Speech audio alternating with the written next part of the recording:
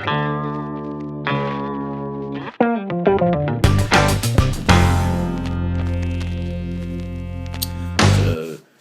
you have any cool stories or memorable things that you've done in your past? In sports? Yeah. Mm-hmm. Yeah. There's a lot of stuff in sports. I love sports.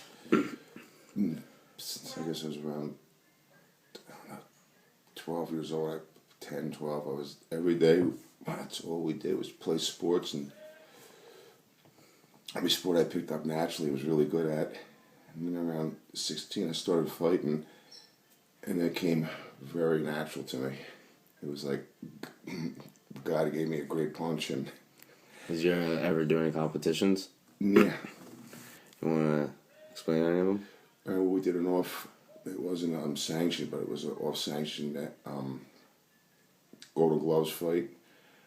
And I knocked that guy down and out in the first round. And then I also fought at 16. The guy from, he was the heavyweight and Israel champ, amateur. And I beat him. And then just the next couple years, just practiced and fought every day. Down at Fraser's gym at Broad Arch, Jewish Y. And I just loved it. And always wanted to be a pro, but never took that step forward. It's cool. Now, I know you had someone very close to you, Art. You have any cool stories of him knocking out, famous guy? Well, he was an old-time fighter, street fighter, and also heavyweight Marine champ. And I think he only had around 12 pro fights, but he won all of them. But when I met him, he was a lot. He was already, he was older, but the one story I remember is when we were in the Y downtown, and there was two really big bodybuilders there, and they were just like, they said something to him a little bit off color, and he was just a tough old man. And he just turned around and hit the one and hit the other one. They were both laying on the floor 5 seconds later, and they were both out. All right, cool. So when you grew up, was your mom make dinner every night? Yeah, just a basic family. Different than it is now. She didn't work. She just stayed home all day, cleaned, cooked. And the old man just worked, came home miserable and mean every day. And he wasn't that warm and nice of a person, but he did work hard. Yeah. Can you explain your mom and how her religious affiliations reflected your family? Well, she was very religious, as I obviously never was. The tattoos and my father and sister weren't, but she was just most of her religion was done in her house. She was kosher. She prayed in the house. The house is all kept all kosher. Everything. Every holiday was followed. And she was Orthodox Jewish, right? Yes. And did you guys go to synagogue every weekend? Every Saturday? She did. She prayed from the house. She just didn't believe in going to the synagogue. She did everything in the house. And me, no. Why didn't she believe in going to synagogue? I don't know. She used to go on the high holidays. That was about it. But on the weekends, she just stayed home and she did everything from house. That's cool. Did you get along well with your sister? Yeah. She was a dream. But she passed away when I was around, I guess I was around 20. Was it hard? Yeah. Because then 3 days later, her father passed away, which sort of bothered me, but not. I just felt bad for my mother because I never really got along with him, but my mother and sister were best friends, so she never really recovered from that. So, do you have any memories with your grandmother? Grandmother raised me, yeah. Yeah. When I was a little kid, because when when I was just born, I remember when I was 4, 5, 6, 7. Back then, my mother had to work, so I was with my grandmother all the time. So his business picked up, but she lived with us until she died. She moved in the day my parents got married, and she stayed forever. She teach anything important in life? No. No. No. Nah, she was basically, she just loved, she used to get together it was like almost every night, her and her group of old ladies, and they just would play poker. That's all they lived for. Every night was to play poker. Mm-hmm. Was this your mom's mom? Or Yes. Your mom's mom? And was she religious? Not that I recall, no. So your mom got this religious affiliation on her own? As far as I know, yes. Okay. And is most of your ancestry Jewish that you know of? Yes. Yes. So all the ones that came from Poland were Jewish? Yes. Yes. They came over from Poland before World War II. Before Poland. I would think so. I don't know. I never heard stories of anybody being over there during. What about your grandfather? I don't know. He died. I don't know much about him, either one of them. Oh, you know? No. Do you know anything about your other grandma? No. No? Okay. Can you explain about the Steins we have? I'm bringing them in. Do you have any, about them? Yeah, there's when Uncle Buck used to travel, even during the war, he used to collect steins from all over different countries. I mean, there was 100, maybe 150 of them. But most of them he donated to the Masons because he was a Mason. And he just would bring them back from all different countries he would go to. So those are all from the war? Not all of them. After the war, too. He would take trips, he would pick them up. Okay. And can you explain that the lighter we have? The one from London? Paris? Oh, that's not that lighter. Mm-hmm. I think that was Uncle Buck's also, because that and that cutter. Because every picture you ever saw of Uncle Buck, from every picture I ever saw, most of them were in his uniform, because he was supposed to be a lifer in the military, but he had to leave because his father and brother died. He had to come home and take care of his mother and sister. And every picture you see of him, he had a cigar in his mouth. Every picture. And that's where they were from. That's what I remember of him, just always with a cigar in his mouth. And back then, from what I remember, is a little bit different today, that it was very, very, very hard-working men. I mean, he basically had nothing when he got out of the Army. He used to join the Union, and he used to drive, trucks. And then he went on, very talented man, self-taught, and opened the auto parts store, became very successful. And then went down and built himself houses in Long Beach Island, where back then maybe the house was $20,000, and today they're worth $1 million and up.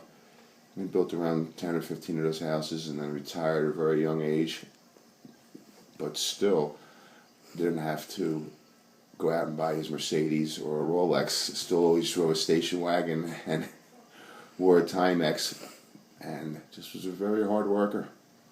Do you know where your uncle and or your father were deployed off to? My father was in France.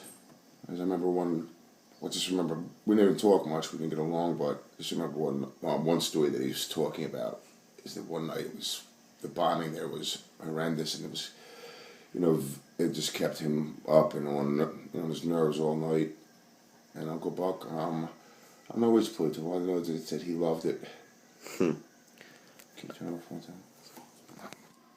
So your grandfather, your dad's dad, owned a shirt company. You want to talk about that? Yeah, I don't remember a lot about it. I just remember seeing the pictures. Yeah, he was down in North Carolina, and he had, back then it was a very big company. I think it was, I don't know if it was Eagle Shirts or whatever it was, but they would make shirts in that factory. He had hundreds of employees there.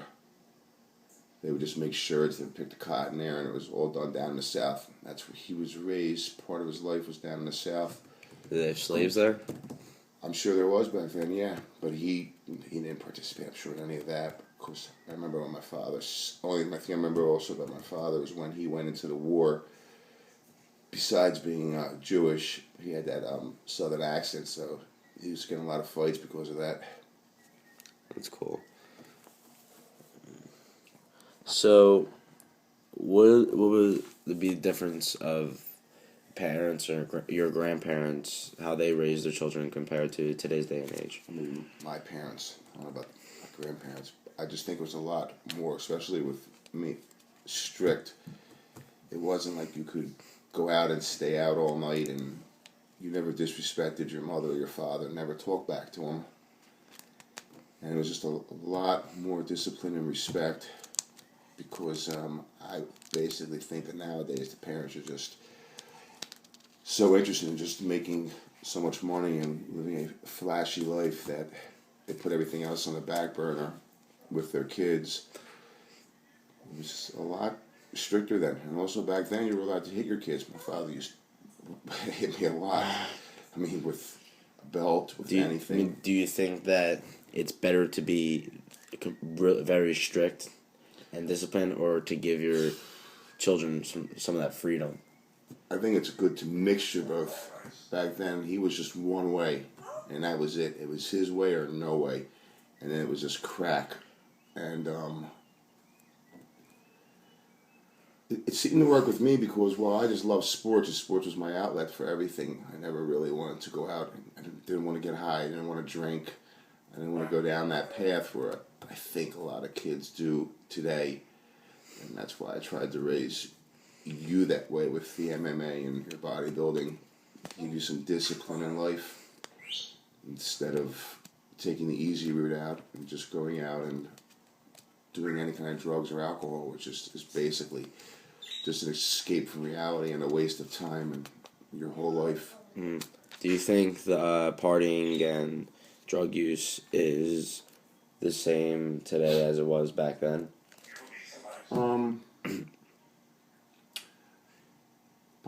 Back then, I mean, 90% of my friends were all getting high too, but they were mostly just It's doing... pretty much like, kind of like, Sort of. The same kids, they were eating Quaaludes and they were partying and this and that, but... It's just different stuff now. It's different stuff now. They're not driving around and, smashing up. But most of the guys didn't drive, driving around their cars, and they were just, good.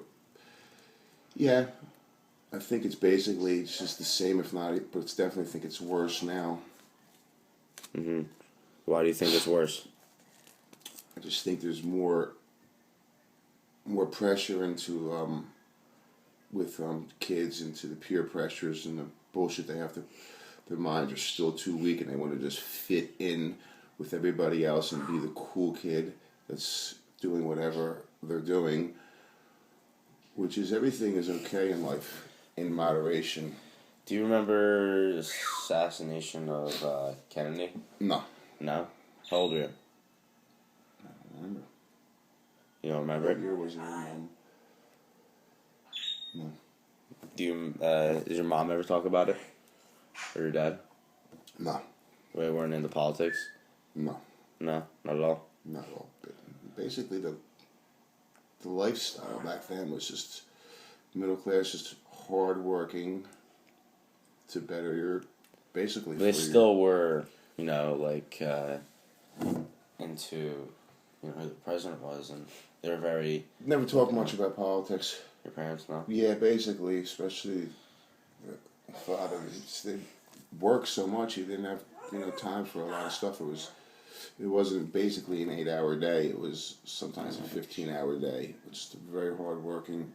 I remember my uncle and everybody's, all my friends' fathers, just very hard working men.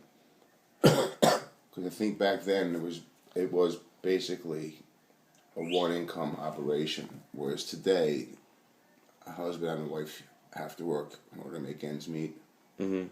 So, what kind of music did your mom and dad listen to? Or your grandparents? Grandparents? Yeah. I have no idea. My mom and dad listened to the music back then. With my mother just loved Frank Sinatra and big band music. like Chubby Checker. Well, whatever big bands were back then. I just remember Frank was on all the time. About Elvis? No. No. So they never went out of the zone, really. What zone? The music zone? Yeah, they never went out of it, went to listen to rock and roll. No.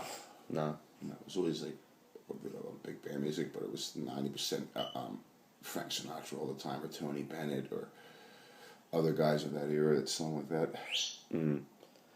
Now, did the counterculture affect you in any way? Like the Woodstock era, like that type of revolution? No, none of it. I didn't care about anything. All I cared about was getting home and getting to the gym. That's it.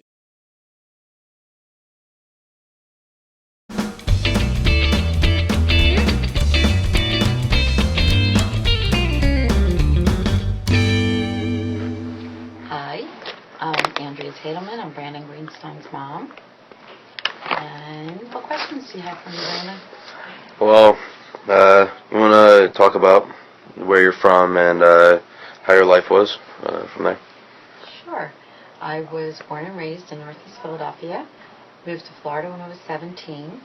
I moved back to Philadelphia when I was 27. And that's when I met your dad. And we got married and lived in Northeast Philly. And had your sister. And then we lived there where we were at for about 10 years. And then we moved to Huntington Valley, and we've been here going on almost 12 years. Cool. So. All right. So, do you want to tell me about your mom and your dad? Any historical things you want to tell me about? My dad was in the Navy. Okay. Not really during any period of, wartime, but he enlisted, and he was on the U.S. Ranger aircraft carrier. And my mom, who is a very spunky woman at age 75, and my best friend, and she worked for the state for 30-some years and is retired. And you want to know about your great-grandparents? Yeah, do you have any stories about my grandfather? Any war stories? Any cool things you have of him or Granny? Let's see. When your dad was on the U.S. Ranger, he was also a barber. He used to cut over his hair. And,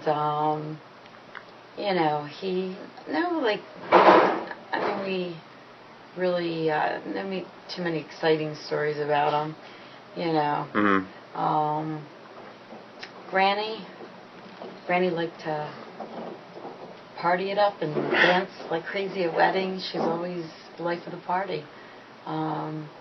She and your grandfather were divorced, and she was married to Grandpa, who passed away about 7 years ago. And he was the most awesome guy. And he really should be in your timeline, but he's a step-grandfather, but you can add him too. But he loved you guys dearly. He used to love doing things for the kids, make them laugh. You would walk in the house, and he'd turn on the ceiling fan, and he had paper airplanes sitting on there, and they'd all fly, and you guys would go nuts. And that's what he was known for.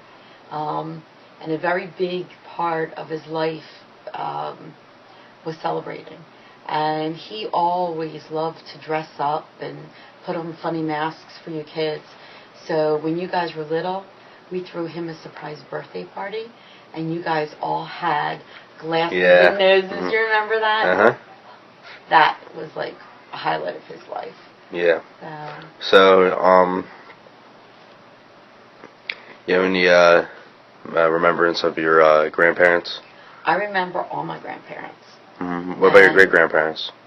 My great-grandparents, I don't remember my mom's grandparents, but I remember going to my father's grandparents, which was Baba Heike and Zeta Ben, and we used to go to their house, and Baba Heike would slip money in our pocket, and Zeta Ben made pickles. And it's really funny because you guys love pickles. I love pickles. And your grandfather, great-grandfather, used to make, well, your great-great-grandfather used to make pickles. And that's what I remember. Okay. So we had a very close family relationship. But your grandparents, your great-grandparents, my Bubba's Betty and Zeta Eddie, which were your Zeta Sheldon's parents, I spent a lot of time with. They lived around the corner, and whenever I was sick, they would take care of me. She taught me how to sew and knit when I was 5 years old. So I get a lot of my craftiness. So they were influential in your life? What? So they were influential? Very, very. And your Zeta Eddie was a painter, and your grandfather, Zeta Shelley, worked with him for many, many years. And your Bubby Seeley and Zeta Morris lived a few blocks away, and Bubby Seeley was the best cook. She used to make everything from scratch. We used to go there for holiday dinners. And your Zeta Morris owned a fish store for years, and then used to sell off a truck fruits and vegetables to restaurants, and go down streets and just sell. He was a feisty guy. That's cool. So, you said Granny was a partier back then. Did she partake in any of the counterculture, Woodstock era type of events? No. No, she wasn't into that music? No. She loved music. She still loves music, loves to dance.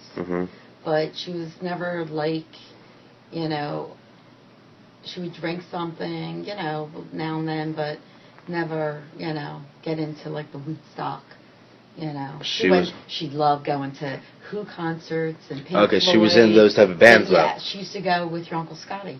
Oh, so she did like that type of stuff. So she was part of that Woodstock era type of thing then. If she was in the Pink Floyd. I guess so, but didn't do Woodstock itself. So. I know you're saying, yeah. But she really enjoyed when I took her last year to Justin Bieber. So she loved Justin Bieber. All right. So, any okay. Well, I think that's it for now, and that's good. So we got a good background on our family tree, your side of the tree, and it's pretty cool. Learned a lot. All right. All right. Love you, Guy.